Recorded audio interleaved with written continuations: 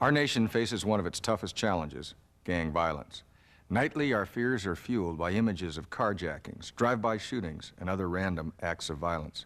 And whether you're just seeing the first signs of gang activity or are surrounded by its brutal and violent reality on a daily basis, your involvement is the key to steering our youth away from gangs. This show is about prevention and hope. It illustrates what people across the country are doing to reclaim our youth. Individuals, communities, and our police are turning the corner on gangs in California and throughout this nation. In city after city, we're turning hopelessness into hope. People like you and me are becoming the agents of change, making a difference in the lives of our young people, one at a time.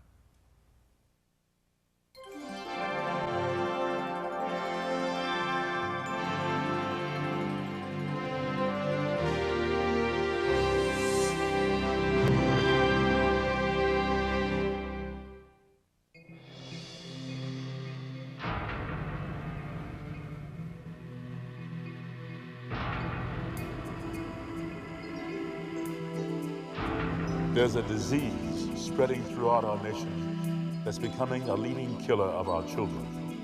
If left unchecked, it will spread and continue to devastate our children, our families, and our communities. That disease is called gang violence. We have children who right now are living in what I call, as a physician, a terminally ill state, where they have given up on a concept of the possibility of a future. I think the most frightening thing that you ever want to hear from a kid is, I don't care whether I live or die, and I don't care whether you live or die. And when that mentality becomes epidemic, we're in a lot of trouble.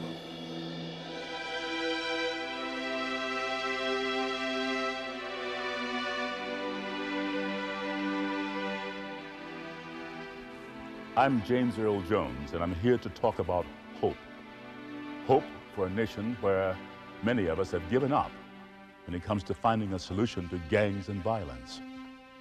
That's why we've crossed this nation talking to people who have taken extraordinary steps to rescue their children and reclaim their communities from gang violence. What are they doing to win the war, and how are they doing it?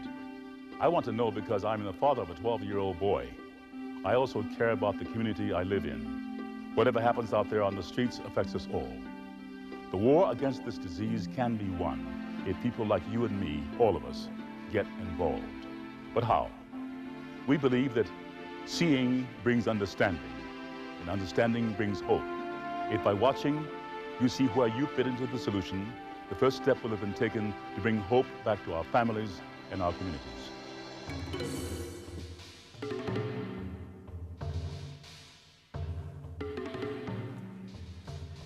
Where do we start? Fear? Because fear is what keeps most people from getting involved in the first place. And why wouldn't you be afraid?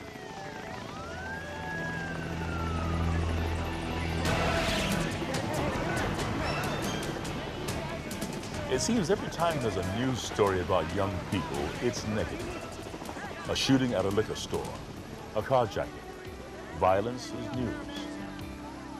But if all we see in the media are negative images of our young people, then the true picture of what is happening in our neighborhoods is being overlooked. The media is doing the projects the most injustice that they could possibly do. Because I look at the TV all the time, and somebody down here got killed or shot or whatever, drug bust, whatever, they put that on channel 3, 8, 5, 19, 38, any kind of station they can find to put it on. But let somebody do something that's good or something, they won't mention it. It's a world that every time we turn on TV, you would believe that all of the schools in America are overrun by gangs, guns, drugs, violence, and that's absolutely not true. Our fears are being fueled by a fatal fascination with gangs. What used to be entertaining stereotypes have now become deadly reality. Gangs have so piqued our interest that we've come to glamorize the gangster subculture. Children are dressing like them. Fashion makers are designing clothes modeled after gangster stereotypes. Children enjoy mimicking them, their attitudes, the way they talk. It's gotten to the point where you can't tell who's in a gang and who's not, and that's become dangerous.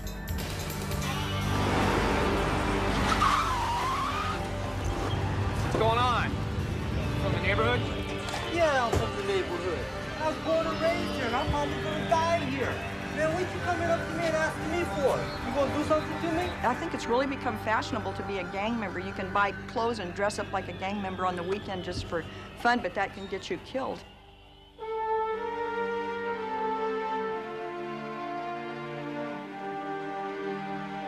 It's a small percentage of youth who are involved in gang violence. To deal with it effectively, we must see it in its proper perspective. Lack of perspective keeps us in fear, and fear keeps us stuck in denial.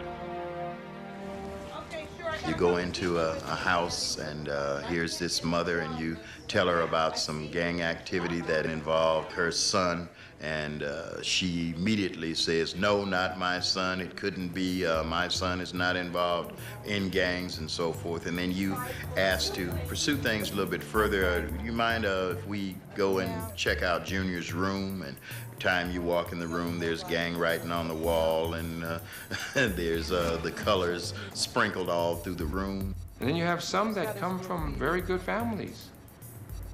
Both are professional, split-level home, new car. Kid will finish high school if he doesn't get killed, but he's in a gang and doing all the things that gang members do. You got young girls, 14, 15 years old, that are picking up guns and doing drive-bys. Gang violence can cause entire communities to hide under the mantle of denial. There is no glass bubble in any community that prevents crime, prevents violence, or prevents gangs. The suburban areas will have residents go into the inner city area to buy their drugs and to purchase the weapons, to cause the problems back in the suburbs. When you talk about the skinhead groups or the white supremacist group, there is denial there also. Because the groups are small in number, there is I want to say, a tendency to deny their existence or deny their activity, but we can see that's not true. I've spent a great deal of time over the past year traveling throughout America, in small towns, in the Midwest, in towns with less than 1,000 people, who've had drive-by shootings, towns in Montana and North Dakota, Wisconsin.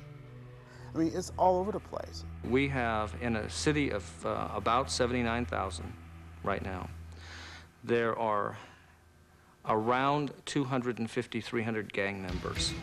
We have 4 criminally certified gangs.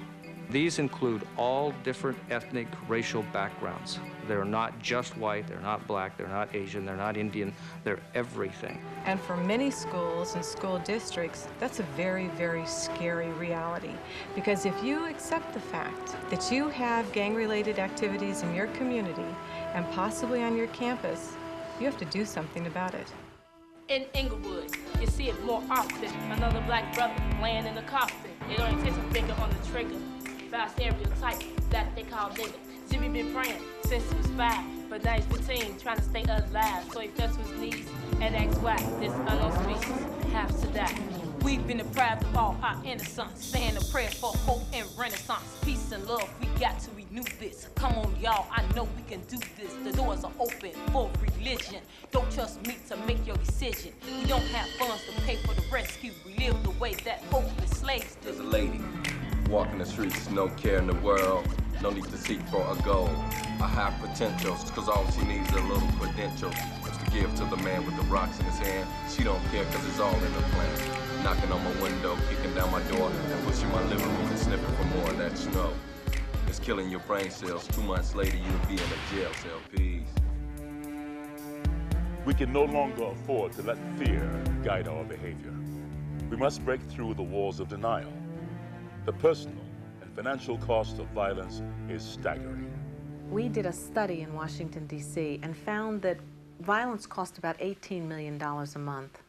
And much of it was due to health cost, loss of time at work, loss of tourism even. As we've seen the increase since '87, we've actually doubled our number of gunshot wounds here. Beyond the emotional and humanistic tragedy, there's a very high economic price tag that goes along with this. From 1980 to 1991, the acute and rehabilitation care cost for the spinal cord injured gunshot wounds that we saw here were $78 million. That's an 11-year period. Each case with acute and rehabilitation cost about $140,000, but with lifetime care costs going up near $1 million per case. 70% of our patients here are on Medi-Cal, which means that this is hitting the taxpayer right in the wallet. We as a society become very tolerant towards violence. 22,000 people across the United States were killed because of violent crimes. 4,000 people in the state of California alone were killed because of violent crimes. 1,000 because of gang-related crimes. I was just recently in Canada, and I asked them how many people were killed across the country, and they said 140. How many in Sweden? 32. How many in England? 175. How many in Japan? 75. Within the state of California alone, because of the gang-related killings, we've killed more people than these countries combined. So I think we as citizens, whether in California, across the United States, really need to wake up to the fact that this is costing us, and this is costing us big.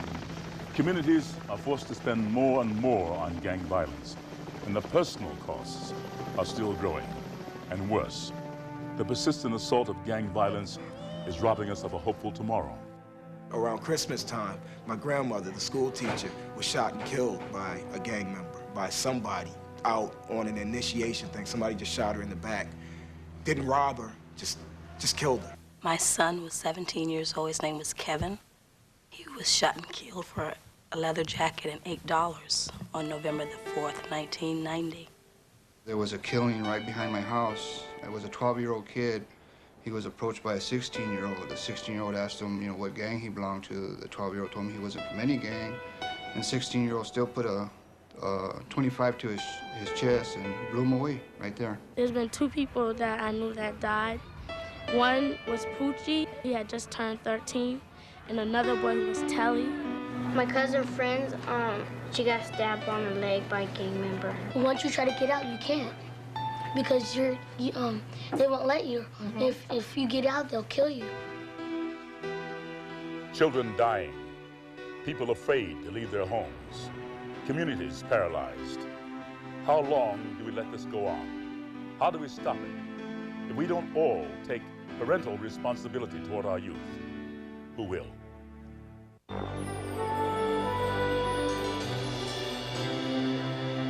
Americans everywhere have begun liberating their children, their schools, and their communities from gang violence.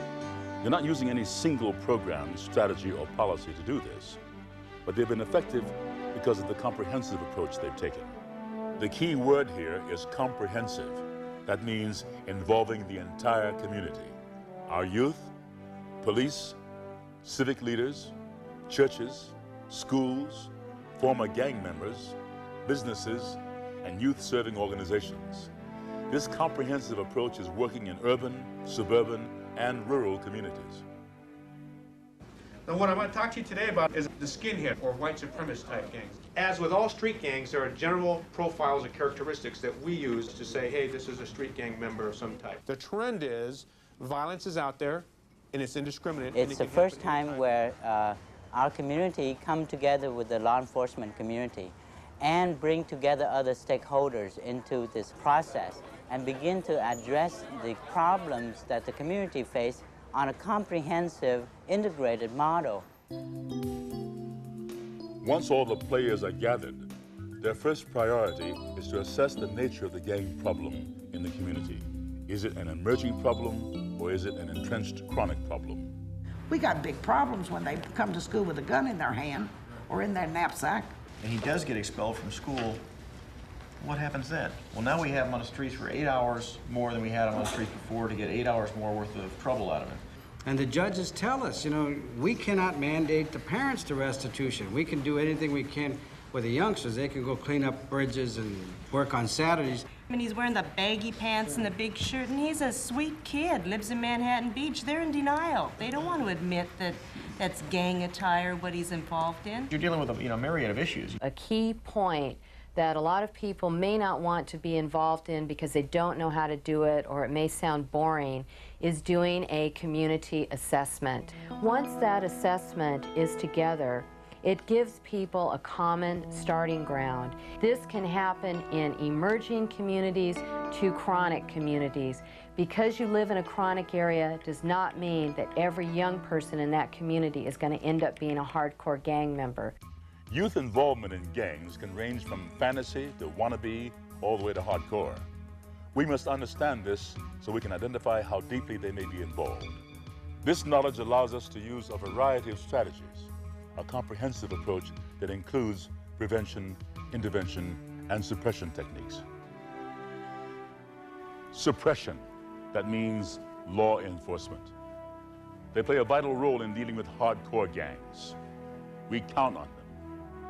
Crime must be dealt with. Communities must be made safe. When you're fearful, you want to feel safe. So you say, hey, get me the police. You know, when somebody is doing something to my wife or my daughter, hey, get the police. It's our job to control the behavior of others, especially the violent behavior. The gang members know exactly what we're about. If you commit a crime, we're going to put you in jail. If you don't commit the crime, we're not going to mess with you just for drill. You have to have strong tie-ins with your district attorneys and with your probation department. You all have to work together, and you all have to exchange the information, because gang members play you off against one another. They count on us not talking to one another. Law enforcement has seen the need to develop new dynamic approaches to suppress violent gang behavior. Agencies across the country are making use of systems that help track and evaluate gang activities. They also see the need in sharing information, criminal surveillances, and gang enforcement training. Some gang suppression units include police, probation, and prosecutors that work as a team to target gangs and gang violence. Police officers have made just untold arrests. They have died on the streets of all kinds of cities in a very lonely battle. What we've tried the last 20 or 30 years has not worked. We have arrested people, jails are overcrowded, the community is still not satisfied, crime is still going up in America. It's time to try something else. Most suppression tactics deal with young people after they become entrenched in gang violence. But suppression is merely a tourniquet on a much larger festering problem. In order to stop the rise in gang violence, we need to get to our children before they reach this stage. You think I like what I'm going through? Hell, man, this ain't easy for me, man. I have to get up every day and I have to deal with drugs, man. I have to deal with drive-by shootings. I gotta see my homegirl selling herself to make ends meet, man. That don't feel good to me. I don't look up to that kind of stuff. That stuff, man, it hits me inside here and it makes me feel real cold, you know? And it's like I gotta be as crazy in order to survive. And that's not good. That can't be good. It's not good. Thousands of children are simply trying to survive in a world that appears so indifferent to their needs. For many, gangs provide an unhealthy refuge. In the words of Mother Teresa, children long for somebody to accept them, to love them, to praise them, and to be proud of them. If they do not have these, they will go to the streets, where there are plenty of people ready to accept them. The child can be lost. We can change that. As an individual, a group, or government agency, all of us together. People everywhere are getting involved in prevention and intervention. These methods offer endless possibilities for hope. Many have started with something as basic as graffiti removal. Graffiti is the newspaper of gangs. It's a way to mark off their turf, to report the killing of a gang member, to warn rival gangs of retaliation. Graffiti is also a form of invasion. It demoralizes the entire community. Quick and rapid removal is a vital step in regaining control. I work with, Community Youth Gang Service, and I'm on a graffiti removal team. Sometimes it requires us the use of some of the youth on the summer program to assist us in removing graffiti around some of the neighborhoods that surround the schools. And our main goal is just to create a safe passage. You know, we have a lot of gang problems here, and removing graffiti makes a difference. You know, it makes the kids feel safe when they're coming to school.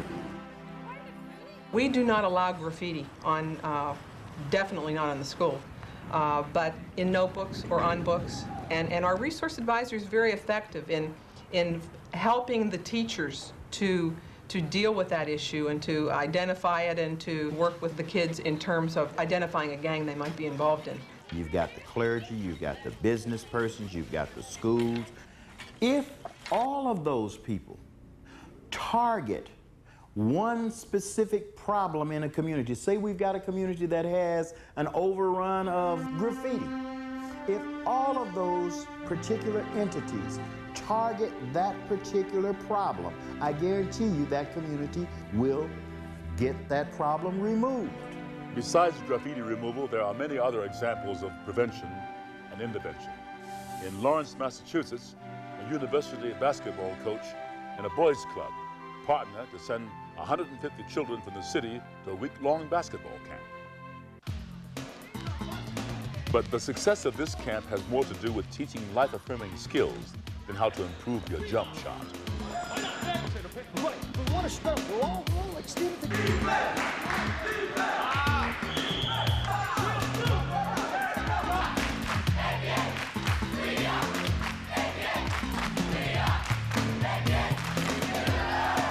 Bert Hamill is the originator of the camp. He's the one that put the thing together. He used to be the head scout for the Milwaukee Bucks, and Bert said if he ever became a college head coach, that's exactly what he would do. He would take and he would make a camp for kids in from the city. And Bert came out to Lawrence and said, we want to do something for the kids in the city. And he's just done it for years, and it's just grown bigger and bigger every year. Kids go to classes. Classes consist from everything from attitudes to goal setting, decision making, drugs and youth, sex education, peer pressure. One of my classes is conflict resolution. The kids how to deal with that. They go to class for 3.5 hours a day in the morning, then it's lunchtime, then it's basketball. It started off with 40 kids, just a day camp from like 9 to 2. And by the third day, I personally threw out like 20 kids. I was the only coach that was here. I couldn't get anybody because we didn't have a budget. The one kid, Angel Santiago, who is here right now as a coach, was thrown out the first day. He was thrown out the second year because he spit at one of my players who I got to coach for me. He ended up as Boy of the Year in the club. He ended up coming to Merrimack College, and right now he's coaching for us. So they are tremendous, tremendous kids, and all you've got to do is give them a chance.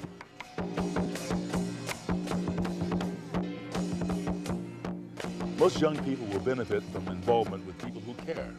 In Westminster, California, the Vietnamese community of Orange County, the Westminster Police, and the Probation Department have joined forces to intervene with those already caught in the criminal justice system.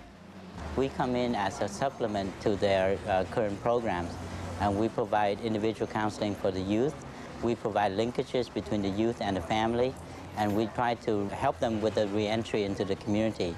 Sam and Ann are from the Vietnamese Community Center, and they come here bi-weekly to counsel with the boys that we have in residence who are Vietnamese. And Ann and Sam provide an important adjunct to our program in that they understand the cultural problems, the cultural differences. They've helped to work with the boys to aid them in going back into the community in a productive way. We've worked with over 100 youth, and we actually saw only 10% of the youth that we worked with has recidivated so far. Today, people from all walks of life need to get together in their communities, all races, cultures, religions. This openness would help young people break down the walls of prejudice by allowing them to experience each other's differences. In Bensonhurst, New York, at John Dewey High School, a school bordered by rival communities, an English teacher intervenes. Luckily for this school and for the kids involved and the community, Robert DeSena, who was an English teacher at the school at the time, gave an ultimatum to the kids. He brought them all together and said, you either live in fear for the rest of your lives because this is where you live and this is how you have to go home, and you can either dodge bullets in school and going home, or you could settle this and we could move on peacefully. They chose, thank God, to settle it. And as a result, all of the gang members that had been a part of this volatile situation sat down and finally began to talk. and thus the Council for Unity began. The Council for Unity is a place where you will be listened to. The Council for Unity is a place where you can be yourself. Now, that may sound like a very minor thing. It's probably the most difficult thing in life because most young people need approval. That's why they join gangs, and that's why they will surrender their free will for the approval of a gang.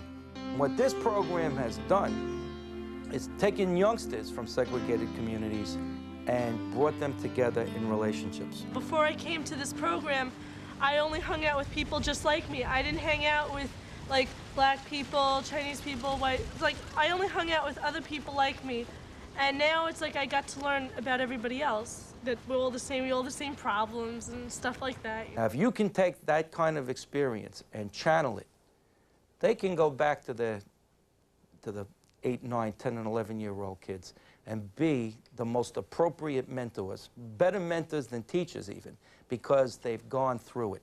And that's what we're trying to do. We're trying to take the people who've been initiated by those hard streets, by those cruel streets, and send them right back and redeem the people, the youngsters who are following them. Mentoring is a dynamic way for us to help children avoid gangs. It offers businesses, individuals, actually everyone, a one-on-one opportunity to steer children in a positive direction. One of the things that every person can do is begin to mentor some kid. Cost you no money, just cost you time, some tears, and you'll find that that kid is just like any other kid. He's looking for a hug. He's looking for somebody that will tell him not how he will fail, but how he shall achieve. And the stories are replete of this. For instance, we have a young female student who is interested in journalism. We have a mentor who is a journalist, feature writer for the Chicago Tribune. She has really embraced this girl and has spent way beyond what we could have ever expected her to spend in time with this particular student. Sometimes the students they're like Jeopardy students, you know. They're basically in trouble in not graduating. And what we try to do is try to curve that. Basically show them how important school is. Because without an education, there's no job. When he first started, his grades weren't so high. Today, he's been doing outstanding in this class. I mean, he went from a low D to a high B, possibly an A. He might get an A before the end of the semester. I have something to give. And whether it's just companionship or being able to listen to someone, it just shows the teenagers today, hey, someone cares, someone wants to listen, someone wants to help. Our employees benefit from being involved in this program because they can get involved in the community. They get a real sense of pride and ownership of their own community, a sense of worth because they're involved with the students. About 80% of our students currently are at risk of not graduating from high school. They come from various backgrounds, various ethnicities, male and female. Many of the students that come into the program we know are gang involved, and that's where our mentors come in. She's one of my best friends. She's more than that. I feel like she's a sister to me. It was very hard. I had a big decision to make. You know, was I gonna hang around my friends and go around and do this and such things as fighting or going around starting trouble? If it wasn't for that, you know, that one day that I went to that meeting and met my mentor and she got me involved with this program, I don't know where I'd be. Children want an opportunity to succeed. They have the same basic needs we do, the need for pride, self-respect, feeling the satisfaction of a job well done. They don't want handouts. What they're lacking is know-how, job skills, and opportunity. So when people from business reach out to teach them these skills, the results benefit the entire community. When kids get involved in gangs, they get involved because they want to work on self-esteem. They want somebody to be their friend. They want somebody to listen to them. It's some kind of means of power. That's what we're finding out by working with businesses, that those alternatives can be met in other ways. Kids won't go to gangs. They'll go to these other kinds of programs. That's what this program's all about. Any business in the world can do it. So from a very small concept on this campus, which initially just involves franchise tax board, and then with the combined schools with Aetna and Foundation Health. We now have large players like Intel, Bank of America. In fact, right now we have in excess of 90 businesses that are calling me and wanting to work with them in their businesses. The ironic thing about it is about 10 years ago, I found myself in the same spot that Jerry Cotton's in today, and that is choices, making a choice. Education being one, and also working in the business environment. And today, our program gives them an opportunity to get that practical experience of working in a professional environment, seeing what it's all about, working a 9-to-5 job, per se. Yeah, my first day here, I was so nervous I couldn't get my hands to stop shaking, but now, a lot of people come to me for answers, and I mean, I'm 17 years old, I have grown people coming to me for answers, and that feels real good. Before I got this job, I was on a bad road, you know, and with this in the way, you know, it keeps my time occupied, which is good for me. You know, then I get the chance to help out my mom at home and, you know, do things that I want to do and buy things that I want to buy. And it seemed short-sighted to me that every large employer who has a strategic planning process and looking at least 5 years into the future is not involved in worrying about what is happening to our kids, both in school and on the streets. Getting involved in gang violence prevention demands innovation.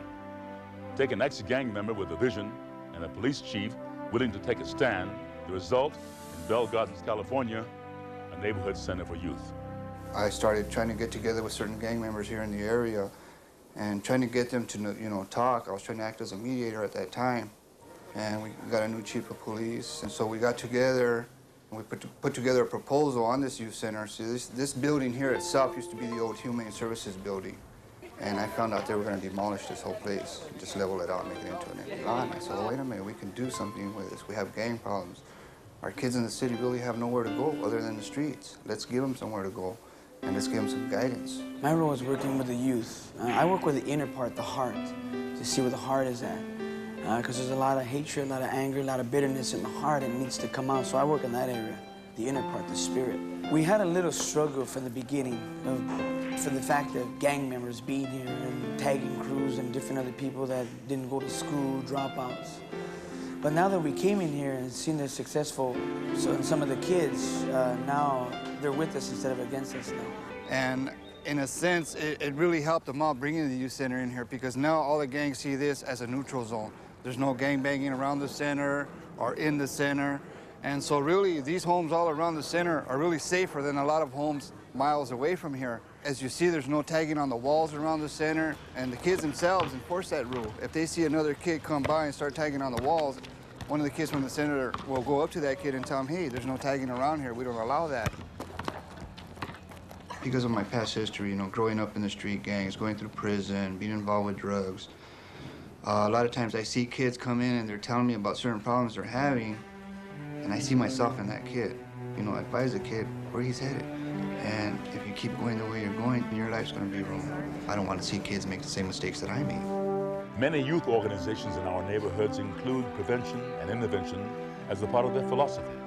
Children are attracted to the fun activities they offer, but the real benefit is that they provide positive alternatives, guidance, and counseling to help these children avoid gang involvement. In 1969, during the height of the gang problem in New York City, they built this boys club at that time. This Boys and Girls Club was the saving grace of this community, and it was the saving grace of Frank Sanchez. And at 6 years old, I walked into the club. It provided me with an opportunity and an alternative to use my skills, whether they were just recreational or educational. I think that was the essence of this building, the fact that when you came in here, there was somebody who cared, somebody who wanted to help you, and somebody who really wanted you to succeed, and that's what makes this so successful. The boys didn't want to be bad. They didn't want to do the things that they were doing in the streets. They didn't want to be beating up each other. They didn't want to break into cars or break into homes, but they had nothing else to do. They had no other alternatives. This building, when it opened up a host of alternatives. We got involved in basketball, we got involved in baseball, educational classes, drama classes. So it opened up a whole opportunity for us, and we were able to vent our frustrations and vent our angers positively with people who really cared. I've started my first singing lesson here. I've had my first drama lesson, my first musical play. I've done everything here. Everything has been here my first, you know. We have a very special touring group here at Kips Bay Boys and Girls Club. It's called K Company. They're teenagers, the ages of 12 to 18, and there are 33 of them, and they work so hard, and we just received an award in April as the outstanding and the best program in cultural enrichment in Boys and Girls Clubs of America. Whether through dance, rap, drama, or even a community march, young people everywhere are fighting peer pressure with their own brand of positive energy. I went to the city of Chicago and requested funding for a project. We took some graduate art students, we took art graffiti artists that had come out of the street, combined them and got permission from Metro Station and created the Circle Journey in Muriel. For most of them, it was quite a positive experience, and they were even able to express, maybe for the first time, the fact that they really would like to continue, you know, this type of thing, that they would like to go to art school, that they would like other avenues of expressing their art, as opposed to the lifestyle that many of them have developed in, which is tagging and graffiti and spray can art in these kind of obscure, illegitimate places.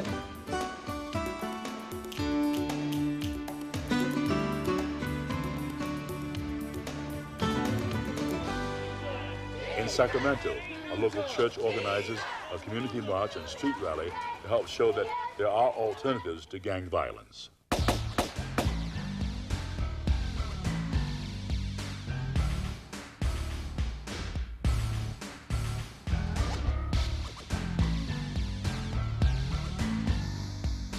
You may have come to see a play, but we wanted to show you reality.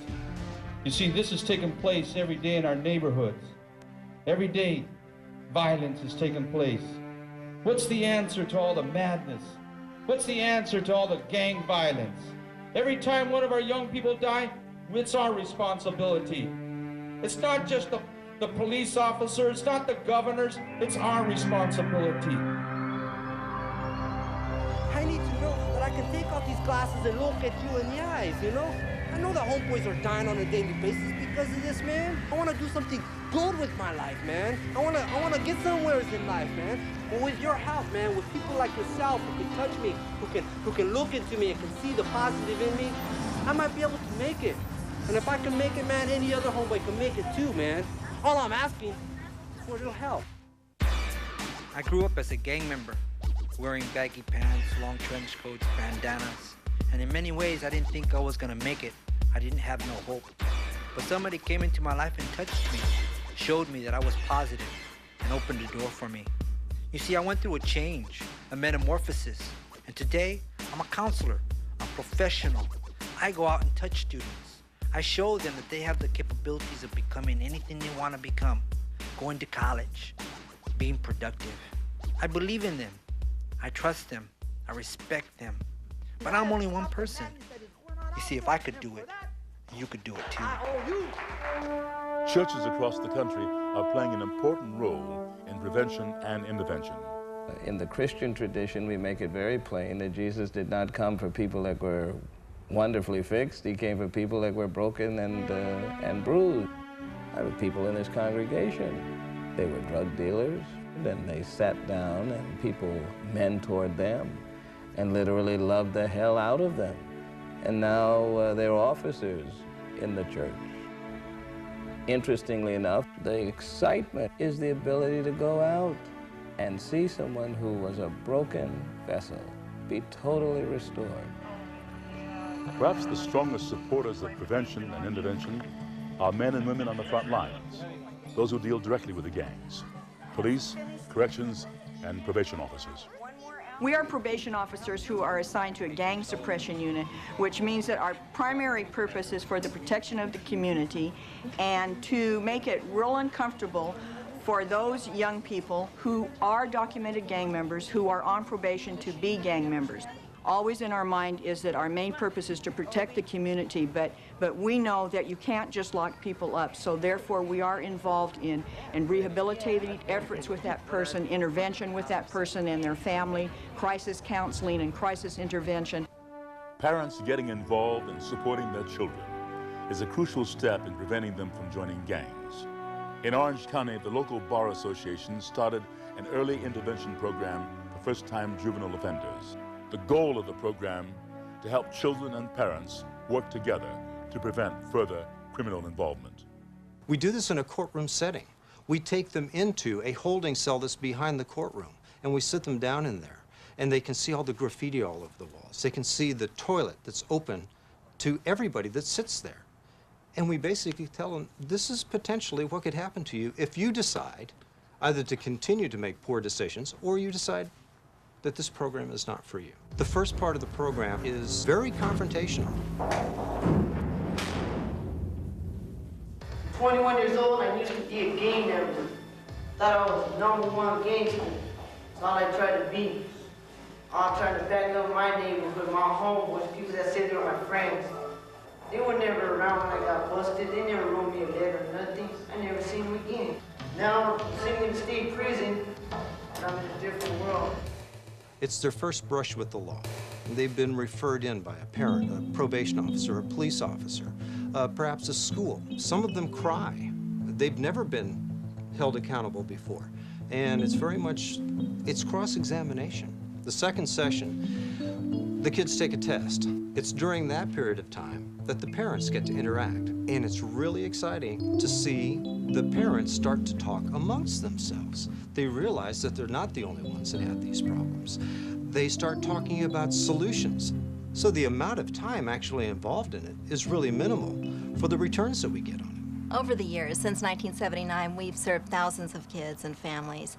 And I think the most exciting thing for me is that the families are doing this together. They need to know resources to turn to. They need to have a separate parent group where they can talk to professionals away from their child and find out different strategies that may work.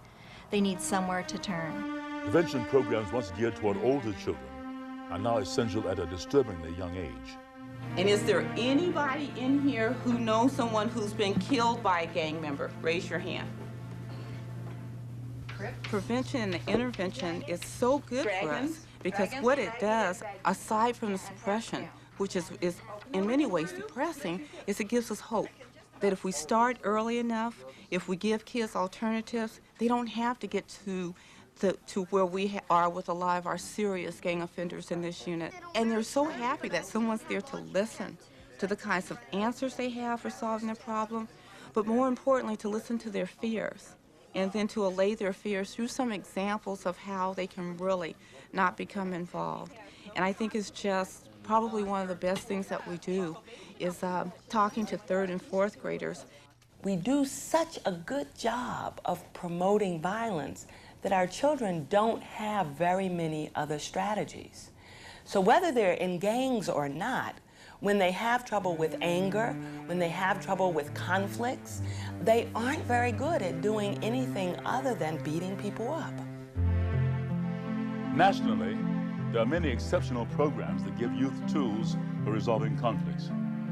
When a sheriff's department partners with schools and the community, the result, another promising approach. The Choices program is unique to many other different programs where it is very holistic. It incorporates 5 main components, first of which is a 17-week school-based curriculum. The curriculum focuses in on a number of different issues. We talk about gangs, we talk about drugs, we talk about family, we talk about community issues, we talk about issues like conflict resolution, anger management. We begin to see young people who are reducing their trips to the office. We're beginning to see a reduction of fights or potential crime occurring on campus, which is a positive thing because it begins to create a sense of safe schools for these young people. During the tutoring part of what we do, we begin to see people who want to learn, and there are some wonderful things because we begin to connect them with a positive role model, a positive person in their lives.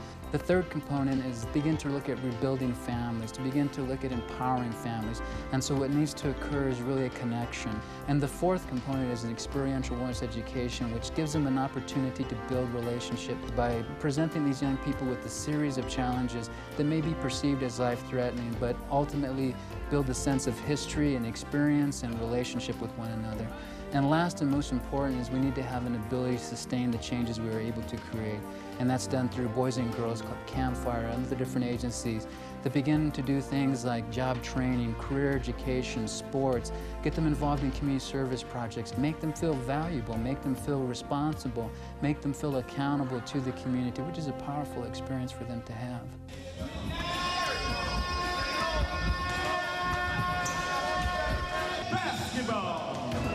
While organizations depend on many people for their success, It's important to remember one person with a vision can spark change that will have far-reaching effects. A lot of times people think that they can't do anything as an individual, but Midnight Basketball was founded nationally by one individual, and his name is Mr. G. Van Standifer. Lived in Glen Arden, Maryland, and he just got tired of seeing the young men on the streets. So he started thinking about this controlled basketball program with workshops, and he started right in his community, and it has grown to 42 cities nationally. Ages are between 17 and 25. The basketball is the part that we use to get them in the gym. And once we have their captive audience, then we can pump them with all kind of information like AIDS awareness and job development, career opportunities. We give the young people something to do. This is how it benefits law enforcement.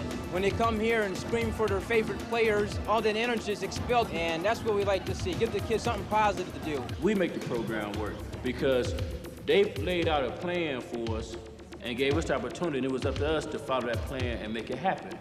It took our heart and their heart too as well, though, to make this thing happen. And fortunately, it's been happening and it's been working. And if you ask me, it's gonna work from now to a long time running. These strategies are working. Thousands of Americans, people like ourselves, are giving of themselves to reclaim their children and win back their communities. Stop using the excuses of just put them in jail. Oh, the jails are full with them. Look, they can't even read. Stop using those excuses to sit home and do nothing. Well, it's no longer an inner city problem. Gangs are all around us. And if we don't, as a community and as individuals in those communities, have the hope that they can pull themselves out of it and make it because we're there to support them, we're going to lose an entire generation. It's a person that made the difference. The building provided me a safe haven where I can go and I felt protected and safe and I knew people cared. But it was the individual. It was the person who cared the most, and it was the person who made me the success that I feel I am today. The time has come for us to make a choice. We can deny the problem exists. We can deny we have a part in its solution, or we can resolve to join with our community. Each one of us has the power to stop the spread of gang violence. In effect, we can become agents of change. And a lot of stuff comes not financially, but from the heart. So if she respects us, we needed somebody like her to believe in us, to make us believe in ourselves. And that's what this program has done. Gave people a sense of respect and pride, not only for themselves, but for their community and their fellow man.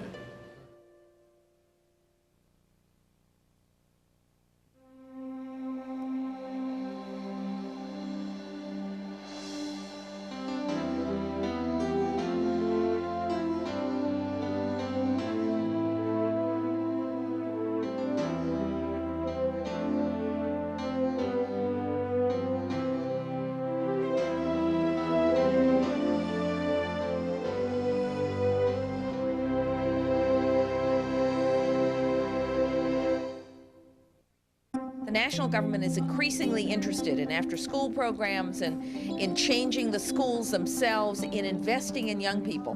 When we invest in our young people, we're investing in our future. It's really important to distinguish between prevention, intervention, and suppression. Prevention, we're trying to get to that population that's at risk of gang involvement but hasn't gotten involved yet. When we talk about intervention, we're talking more about the wannabe. In suppression, we're now talking about taking those individuals who have become hardcore gang members, who are committing crime, who are committed to the gang lifestyle, and suppressing those harms and removing those individuals. At very root, we have to engage kids, all kids, as active partners in rebuilding community and in making things better. We cannot do it just for them.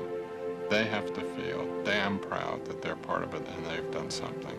From their very first cartoon all the way through the latest superhero movie, we teach our children that violence is funny, is entertaining, is successful, is the hero's first choice, is painless, is guiltless. We do such a great job of repeating that message that they have these tremendous appetites for violence. But the real prevention of violence is not arrest and incarceration. That's responding. The prevention of violence is education, it's social norm changing, it's counseling, it's behavior modification, it's giving kids something healthy to do.